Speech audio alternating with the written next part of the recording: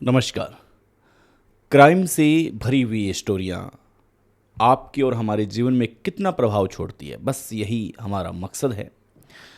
समाचार देखने के लिए विस्तृत खबरें हमारे पेज लोइन पर विजिट कर सकते हैं। ऐप भी डाउनलोड कर सकते हैं लोइन का, वहाँ पर आपको विस्तृत खबरें सुनने और देखने को मिलेगी।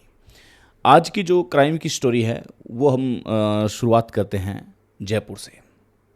क्या भला आपने कभी ऐसा सोचा कि जयपुर में ऐसी घटना भी हो सकती है, इतने ज़बरदस्त पढ़े लिखे सिटी के अंदर? लेकिन जवाब यही है कि हाँ जी, घटना तो कहीं भी हो सकती है। क्या आपने ये सुना कि अपनी पत्नी के साथ बैठ कर के कोई व्यक्ति शराब ऑफर करता है पीने के लिए और इसके बाद में उसकी ज़िंदगी को छीन लिया जाता है? या फिर पति को पता चले कि उनकी पत्नी का अफेयर किसी व्यक्ति के संग है, वो शराब की पार्टी देता है। सुनने में अजीब लगता है, लेकिन दरअसल ये घटना जयपुर से शुरू होती है। यहाँ पर भीम नाम का एक आदमी, भीमराज, हम शॉर्ट में राज कहेंगे, राज नाम का आदमी अपनी पत्नी से बेहद प्यार करता है। 40 साल की उम्र में प्यार का जो रिश्ता है वो रिश्ता यहाँ तक आ जाता है कि अब बुढ़ापे की ओर जाने ही वाले हैं। कब बुढ़ापा आएगा, कब बच्चे होंगे, पोते होंगे, ये सारी टेंशन चलती रहती है। पेंशन कितनी आएगी, क्या रहेगी, आगे की प्लानिंग चलती रहती है। लेकिन राज के जीवन में ऐसा कुछ नहीं था। राज पिछले 5 साल से, यानी कि जब से 35 वर्ष की आयु में राज ने कदम रखा, तब से अपनी पत्नी को लेकर के काफ़ी चिंतित हुआ करता था। अपने दोस्तों को बतियाता था कि यार बाकी सब ठीक है मेरी लाइफ में, बस एक ही कमी है मेरी लाइफ में कि मेरी जो पत्नी है उसका आचरण कुछ ठीक नहीं है। ऐसे में वो दोस्त कहते थे कि यार तुम कैसे आदमी हो यार, तुम अपनी पत्नी के बारे में इतने में मतलब खुलेआम ये बात कर रहे हो। तो सामने से वो कहता था कि यार मुझे फ़र्क नहीं पड़ता, क्योंकि मैं 5 साल से झेल रहा हूँ। मुझे पता है कि फ़लाँ व्यक्ति के साथ उसके संबंध हैं। शक भी तो हो सकता है, दोस्त ऐसा भी कहते थे, लेकिन वो कहता था कि नहीं जी, शक कैसे हो सकता है, मेरे पास प्रूफ है। जब मैं नहीं होता वो आता है, मिलने आता है, मैंने कई दफ़ा उसे देखा है। यानी कि ये जो सारी घटनाएं थी ये समाहित होती जा रही थी राज के दिमाग में। किसी को ये पता नहीं था कि इन घटनाओं को लेकर के राज का दिमाग कभी भी विस्फोट कर सकता है और सबसे बड़ी घटना को अंजाम दे सकता है।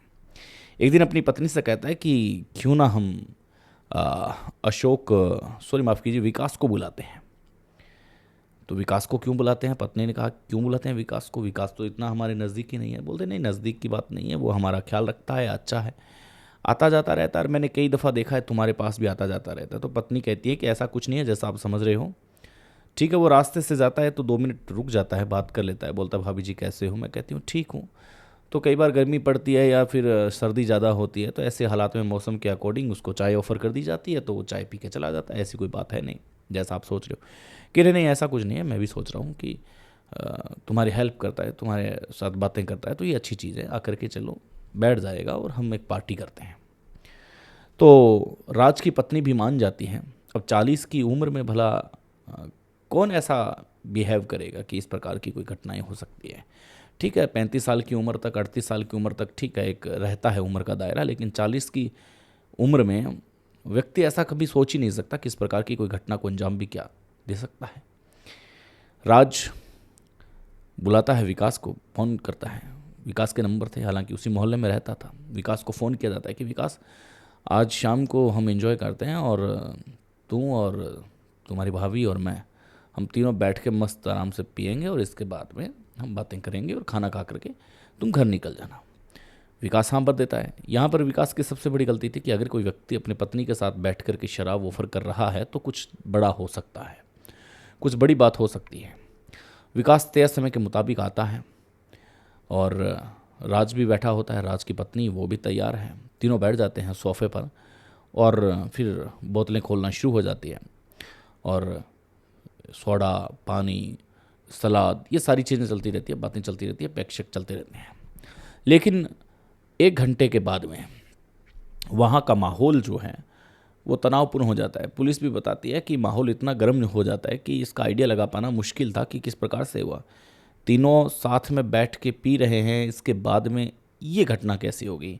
या इसको एक रूपांतरित तरीके से देखें तो फिर हम यही देख सकते हैं कि तीनों बैठे होंगे, आपसी समझ बनी होगी, सहयोग बना होगा, या फिर यूं भी हो सकता है कि जो राज है वो सारी बात छुपा रहा हो पुलिस से। जब पुलिस ने उनसे पूछताछ की तब हो सकता है कि राज की पत्नी और विकास ये चाह रहे हों उसको टपकाना, ये भी तो हो सकता है, कोई बड़ी बात नहीं है। लेकिन जिसने भी पार्टी की प्लानिंग की वो बेहतर थी, चल अच्छी रही थी, पैक शैक हो रहे थे, सलाद खा रहे थे, सब कुछ सही चल रहा था। लेकिन फिर क्या होता है, एकाएक माहौल गर्म हो जाता है। और अब किस प्रकार का रहा होगा ये तो वो बता रहा है कि मैंने इसको बुलाया और जुर्म इकबाल किया है। हो सकता है बदनामी से डरते हुए जुर्म इकबाल किया हो। बदनामी तो हो ही गई, क्योंकि राज ने बताया कि उसकी पत्नी का अफेयर चल रहा था। ऐसे में मैंने बुला करके उनके सामने इस प्रकार की घटना को अंजाम दिया। लेकिन ये तो बात एकदम जानी पहचानी सी लग रही थी कि राज विकास के ऊपर हमला करता है और जिस छुरी से, जिस चाकू से सलाद को काटा जाता है उससे धड़ाधड़ धड़ाधड़ धड़ाधड़ वार किए जाते हैं। वार भी इतने खतरनाक कि आप समझ भी नहीं सकते। मौके पर ही उसकी ज़िंदगी चली जाती है। अब राज की जो पत्नी है वो देख करके दंग थी कि ये क्या हो गया। हो हल्ला मच जाता है, आवाज़ें आती है, चीखने की आवाज़ें आती हैं। वो बार बार कह रही है अपने पति से कि तुमने ये क्या किया, किसी को घर पे बुला करके तुमने इस प्रकार से किया, एक शक की वजह से तुमने किसी की ज़िंदगी छीन ली। लेकिन उसके कोई फ़र्क नहीं था। पड़ोसी आ जाते हैं, पुलिस को इतला कर दी जाती है, पड़ोसी इकट्ठा हो जाता है, पुलिस आती है मौके से और तुरंत गिरफ्तार करती है, पूछताछ करती है। तो वो कबूलनामा कर लेता है कि मैं पिछले 5 साल से प्रताड़ित हूँ।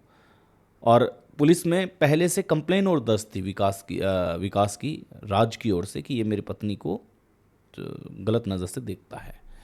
अब इसके अंदर एक नई बात निकल के आई कि उसकी पत्नी भी वहाँ पर मौजूद थी। ये कंप्लेन करने में भी ये मुझे छेड़ता है। लेकिन ये बात समझ से परे थी कि घर तक एंट्री कैसे होती थी फिर उसकी, अगर या किसी प्रकार का कोई कर्ज का दबाव था या क्या दबाव था जिसकी वजह से दोनों एक दूसरे से दबे हुए थे। कबूलनामा होता है, कबूलनामा होने के बाद में हिरासत में लिया जाता है और हिरासत में लेकर के जेल भेज दिया जाता है, न्यायिक हिरासत में ले लिया जाता है।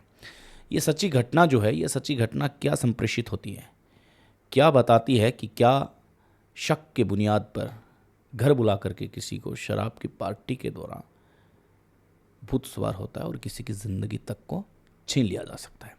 सतर्क रहें, सावचेत रहें। हमारी मुलाकात फिर होगी। जय हिंद।